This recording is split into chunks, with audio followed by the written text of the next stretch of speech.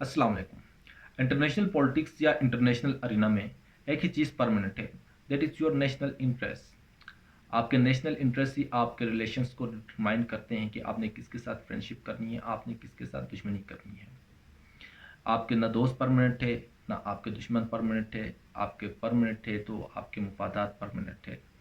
कल जिसके साथ आपने दोस्ती की थी, आज वो आपके दुश्मन भी हो सकते हैं, और कल जो आपके दुश्मन थे वो आज आपके दोस्त भी हो सकते हैं। ये चेंजिंग नेशनल इंटरेस्ट की वजह से आते हैं, क्योंकि कल आपके जो इंटरेस्ट थे वो हासिल हो रहे थे दोस्ती में, तो आपने दोस्ती कर ली। आज आपके इंटरेस्ट हासिल हो रहे उसके साथ दुश्मनी में, तो आपने उसी स्टेट के साथ दुश्मनी कर ली। तो ये जो नेशनल इंटरेस्ट था इसने आपके रिलेशंस को चेंज किया। बाकी शोर डाला जाता है कि कल्चर है, रिलीजन है, शेयर्ड हिस्ट्री है, जियोग्राफी है, these are the factors which determine the foreign policy of any state. तो ये एक सरासर गलत तासुर है। ना तो कल्चर, ना तो रिलीजन, ना आपकी जियोग्राफी, और ना ही आपकी शेयर्ड हिस्ट्री आपके रिलेशंस को डिटरमाइन नहीं करती है। इसकी एक सादा सी एग्जांपल आपको देखने को मिलती है नगोर्नो कराबाख में। जब अज़रबैजान और आर्मेनिया नगोर्नो कराबाख के मामले पर जंग के मैदान में आए, और आपको पता है अज़रबैजान में जो मेजॉरिटी जो लोग हैं, मेजॉरिटी जो पॉपुलेशन है वो शिया है, और आर्मेनिया में जो मेजॉरिटी जो लोग हैं, जो पॉपुलेशन है वो क्रिश्चियन है। होना तो यही चाहिए था, शिया एलिमेंट की वजह से ईरान को उतर आना चाहिए था अज़रबैजान की मदद के लिए। अज़रबैजान को सपोर्ट करना चाहिए था क्योंकि वो शिया मेजॉरिटी कंट्री है, और टर्की को सपोर्ट करना चाहिए था आर्मेनिया को। क्यों? क्योंकि आर्मेनिया टर्की के नेबर है, और सिमिलरली जो शिया एलिमेंट है अज़रबैजान के अंदर, उसको देखकर टर्की को सपोर्ट करना चाहिए था आर्मेनिया का। लेकिन इसके बिल्कुल उलट हो जाता है जब हम देखते हैं जो ईरान उतर आता है आर्मेनिया की मदद में, जो कि एक क्रिश्चियन कंट्री है, और टर्की उतर आता है अज़रबैजान की मदद के लिए, क्योंकि अ, जो कि एक शिया पॉपुलेशन या शिया मेजॉरिटी कंट्री है। तो ऐसा क्यों हुआ? क्यों? ये इसलिए हुआ कि जो रिलीजन से जो बढ़कर, या सेंटिमेंट से जो चीज़ बढ़कर जो थी ईरान के लिए, that is Iran's national interest.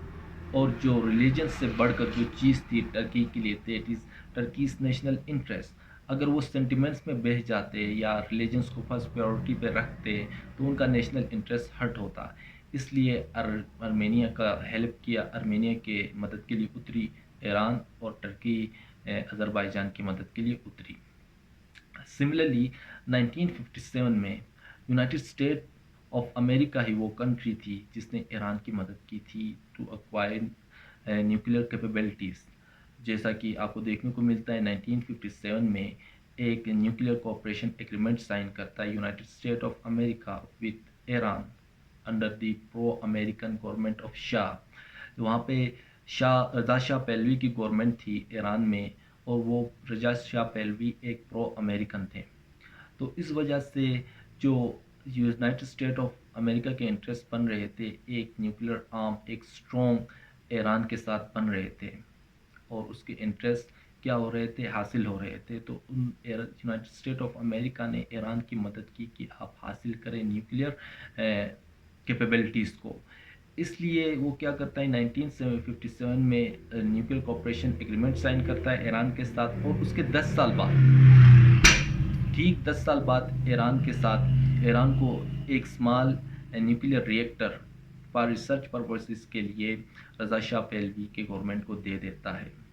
लेकिन होता यह है कि 1979 में इस्लामिक रेवोल्यूशन आ जाता है ईरान के अंदर, और रज़ा शाह पहलवी के गवर्नमेंट को तख्त से हटाया जाता है, और उसकी जगह में आ जाते हैं आयतुल्लाह खुमैनी। आयतुल्लाह खुमैनी आने के साथ ही वो क्या करते हैं, जो न्यूक्लियर प्रोग्राम है उसको अन इस्लामिक डिक्लेयर करके उसके ऊपर बैन लगा देते हैं, पाबंदी लगा देते हैं। अब 1979 में जब बैन लग जाता है, और 1980 में इराक और ईरान जंग के मैदान में उतर आते हैं, और ये जंग चलती है 8 साल तक, 1980 से लेकर 1988 तक। उस जंग में ईरान को पता चलता है कि जो इराक है उसने इस्तेमाल किए हैं केमिकल वेपन्स, کیمیکل ویپن استعمال کیے اور ان کے خلاف کوئی انٹرنیشنل کمیونٹی نے کوئی نوٹس نہیں لیا. تو آیت اللہ خمینی ایک کانفیڈینشیل لیٹر لکھتے ہیں اپنے پریزیڈنٹ کو اکبر ہاشمی رفسنجانی کو کہ آپ اپنے نیوکلیر پروگرام کو پھر سے کیا کریں، ری سٹارٹ کریں. اور یہ جو نیوکلیر پروگرام جو ری سٹارٹ ہوتا ہے وہ بہت ہی زیادہ سیکرٹ رکھا جاتا ہے.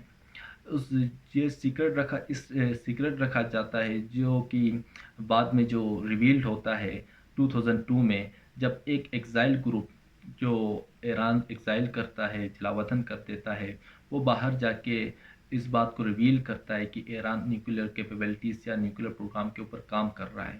تو وہی یونائٹڈ اسٹیٹ آف امریکہ جس نے 1957 یا 1960s کے اندر ایران کی مدد کی تھی نیوکلیر کیپیبلٹیز حاصل کرنے کے لیے، وہ ایران کے خلاف اتر آتا ہے اور ایران کے اوپر سینکشنز لگاتا ہے اور ایران کے بینکس کو بلیک لسٹ کر دیتا ہے. کیوں؟ ایک ٹائم پہ ان کے انٹرسٹ ایران کے ساتھ دوستی میں بن رہے تھے، اب ایران کے ساتھ دشمنی میں ان کے انٹرسٹ حاصل ہو رہے ہیں. تو دیٹس وائی وہ اس کو ایران کے اوپر سینکشنز لگاتا ہے. اب یہاں پہ بھی یہی مسئلہ ہے کہ ایران اسرائیل کے جو جنگ ہے وہاں پہ بہت سارے لوگ کہتے ہیں کہ ریلیجن کی وجہ سے بہت سارے کنٹریز ایران کو سپورٹ کریں گے.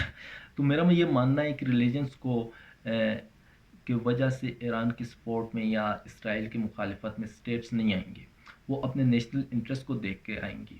اگر ایران کو سپورٹ کر کے کسی بھی سٹیٹ کے نیشنل انٹرسٹ حاصل ہو رہے ہو تو وہ ایران کو سپورٹ کریں گے، یا اسرائیل کو سپورٹ کر کے کسی بھی سٹیٹ کے نیشنل انٹرسٹ حاصل ہو رہے ہو تو وہ اسرائیل کو سپورٹ کریں گے. اور یہ تاثر دینا کہ ریلیجن ڈرائیونگ فورس سے، ریلیجن کی وجہ سے یہ لوگ آ کے ایران کی مدد کریں گے یا اسرائیل کی مدد کریں گے، یہ سراسر ایک غلط فہمی ہے. جو غلط فہمی ہمیں دور کرنی چاہیے. جو مدد کی جائے گی وہ نیشنل انٹرسٹ کو دیکھ کے کسی بھی سٹیٹ ایران کی مدد کرے گی یا اسرائیل کی مدد کرے گی. السلام.